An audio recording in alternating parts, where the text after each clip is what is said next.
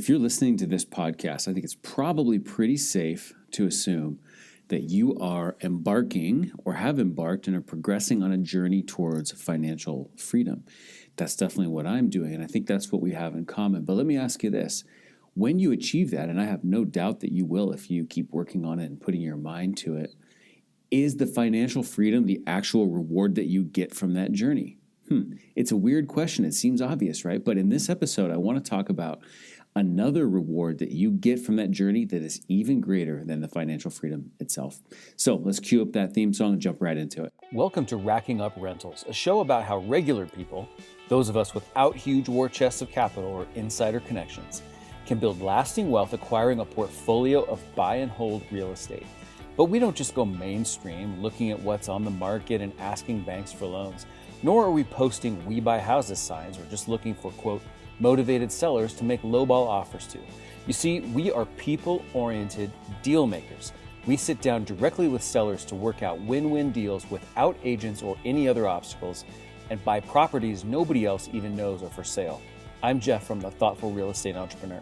If you're the kind of real estate investor who wants long-term wealth, not get-rich-quick gimmicks or pictures of yourself holding fat checks on social media, this show is for you. Join me and quietly become the wealthiest person on your block. Now let's go rack up a rental portfolio. Hey there, thanks for joining me for another episode of Racking Up Rentals. Show notes for this episode can be found at thoughtfulre.com/E123. That should be easy to remember. Please do us a big favor by hitting the subscribe button in your podcast app, whichever one you are using. It really helps fellow thoughtful real estate entrepreneurs to find this show. Onward with today's episode. Now, I want you to just visualize something. If you're not operating a vehicle right now, or a bike or something like that, close your eyes for just a quick second. And picture that you are on a track, like a running track. And where you are standing right now is the start line. And that represents where you are in your journey right now towards financial freedom. Maybe you haven't really started at all. Maybe you have a few properties under your belt. Wherever you are, that's your starting line. Now, up ahead, visualize up ahead, there's a finish line. You can see that painted on the ground. Maybe you see a tape across, the chest height level at the finish line. And you know that finish line is financial freedom. All right. So the gun goes off when you click the gun because you get to start when you want to, and you start the race and you eventually cross that finish line. So let me ask you a question. What is the best part of that picture that I just had you paint in your mind? Is it reaching the finish line? Is it feeling the tape across your chest and feeling it break as you pass through there? Is it the actual reality of being financially free? Is it what that enables for you? Quitting your job, perhaps, maybe taking a trip or multiple trips, spending time with people or family or doing certain things that you love. Is that the best part? Well, I would say those things are amazing. Those things are great. And heck yeah, those are awesome things. But I don't think that that's the best part of this scene in your mind right now. I think the best part is this. The person that you became between the start line and the finish line. You became the person capable of hitting that finish line. Now, you didn't start as the person capable of hitting that finish line. You started as the person at the start. You started as the person capable of starting and crossing the starting line, but you did not begin this journey, this race, as the person capable of hitting that finish line. You became that along the journey. In other words, you transformed. What do I mean by transformation? There's a few different ways. Let's just outline a couple of them. You transformed in that journey in terms of your skills. When you crossed that tape at the end, you had different skills than you started with, and you needed those skills in order to get to that finish line and cross it. You transformed in terms of belief, in terms of what you thought was possible, in terms of what you thought you were able to accomplish. And that leads to a transformation in your self-image, right? You started the race as somebody who knew they could start, but somebody who was just kind of guessing and hoping that they could be the person capable of crossing the finish line, but you didn't know for sure. You had wonder, you had self-doubt perhaps, you had uncertainty if you would be the person who could achieve that. So your transformation included The transformation of how you see yourself and your self-image is one of the most unbelievably important and powerful things in the whole process of everything that we do as thoughtful real estate entrepreneurs. Your level of experience, the amount of different conversations and different scenarios you faced and challenges you faced, and it goes along with the skill set, but you know how to navigate those challenges and utilize those skills now.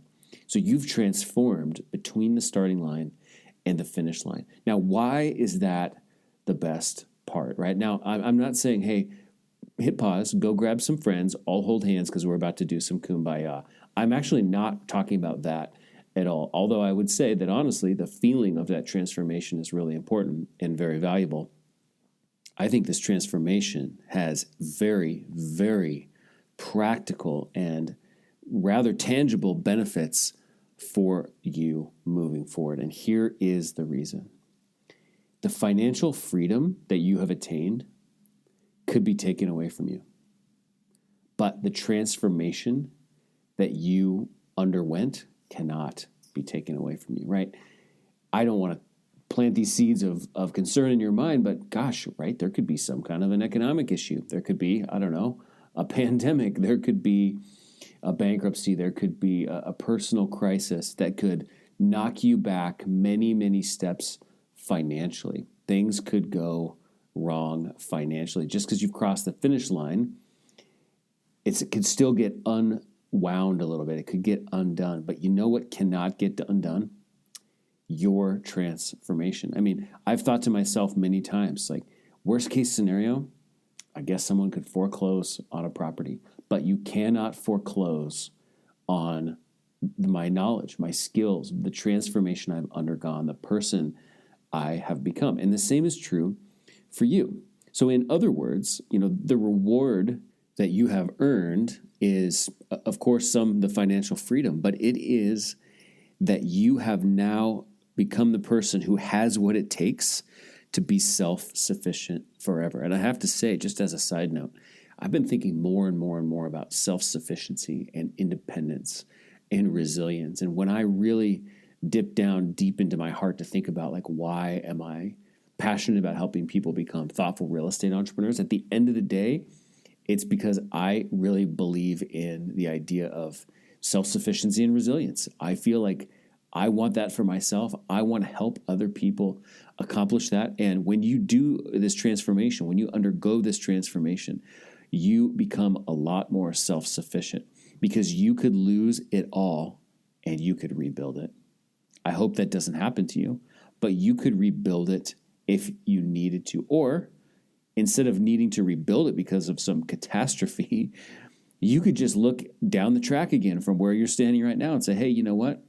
Where I'm standing right now, here's the starting line. And I'm looking at something in the future, in the distance there, and that's going to be my new finish line.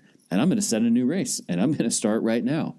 And you would know at the start of that race that you had already become the person capable of hitting it because you already underwent a race. You already did a race, and you saw the transformation in yourself. So where you're starting now is totally different than where you were starting before. The funny thing is this: nobody embarks on a journey towards financial freedom for the purpose of transformation. They embark on the journey of financial freedom for financial freedom, of course, right? And I would be no different. But it's on that journey that you start to realize that the transformation and the personal growth that you experience that leads you towards resilience and independence and self-sufficiency is not just a cool byproduct. It actually is the most valuable part of the whole process. I want to just shift contexts for a quick second and just kind of share something personally in my life. My whole life, I have struggled to achieve like a really high level of fitness. I've kind of often had like a decent level of fitness, and I have some natural things that I'm okay at. You know, I'm relatively fast as a runner. I'm relatively strong naturally, but anything related to endurance has just always been my nemesis. Like the ability to run for more than, you know, a couple minutes at a time is something I really, really have to work on. Or, you know, go for a mountain bike ride or something that requires a longer form of endurance has always been super, super difficult for me. And I've thought a few times, and I will be honest with you, I have not ever actually undertaken this, but I thought, well, what if I were to set a goal for like a 10K? Now, my wife and I ran a few 5Ks, which had kind of a similar purpose, but a 10K would be a huge stretch for me, right? I know for you listening, that might be a walk in the park, but for me, that's like climbing Mount Everest kind of. And I know that if I set that goal, I would get to the end of it and I would be able to run a 10K, and that would be pretty cool. But you know what the bigger result would be for me? What the bigger benefit would be for me is I would transform into the person capable of running that 10K. What does that mean for me? Well, it means a few things. You just heard me make self-deprecating comments about how I can't run. Well, in order to become the person capable of running a 10K, I have to stop saying those things to myself. I have to change that self-talk myself.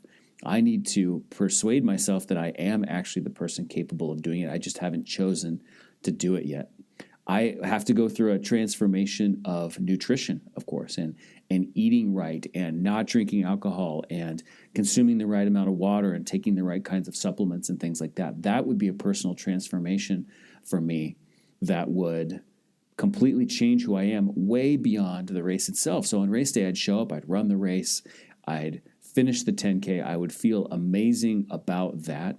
But the person I would have become along the way would have been the greatest and most lasting benefit of the whole thing for me.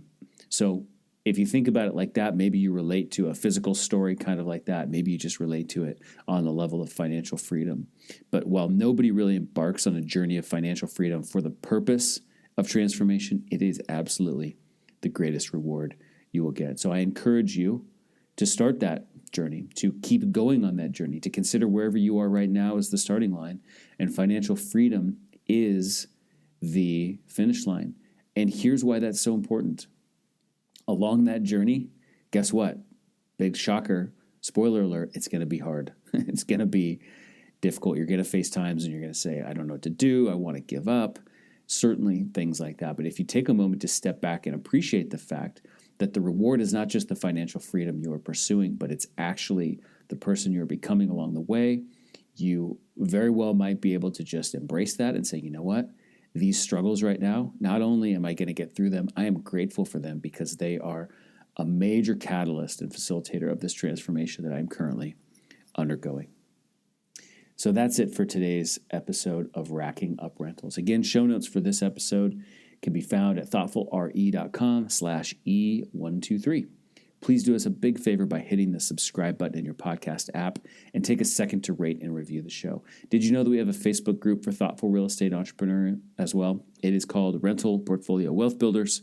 We would love to have you there. So just look for Rental Portfolio Wealth Builders in Facebook or type group.thoughtfulre.com into your browser, and the magic of the internet will take you right to that page within Facebook. If you like this episode, please take a screenshot of it, post that to Instagram, and tag us in your post. We are at Thoughtful Real Estate. So I'll catch you in the next episode. Thanks for listening. Until then, this is Jeff from the Thoughtful Real Estate Entrepreneur signing off.